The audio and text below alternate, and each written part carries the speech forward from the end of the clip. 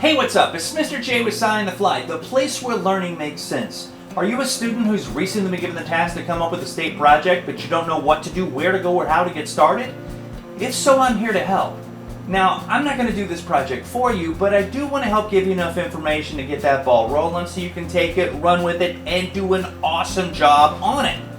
I have a state report graphic organizer that I have for sale on my Teacher Pay Teacher website.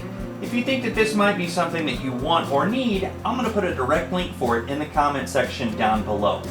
Now, this video is specifically tailored for students who are doing their project on the state of Rhode Island. Rhode Island became the 13th state to join the Union on May 29, 1790.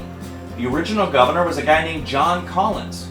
We know today that the capital of Rhode Island is Providence. But did you know that when Rhode Island first became a state, it had 5 capitals?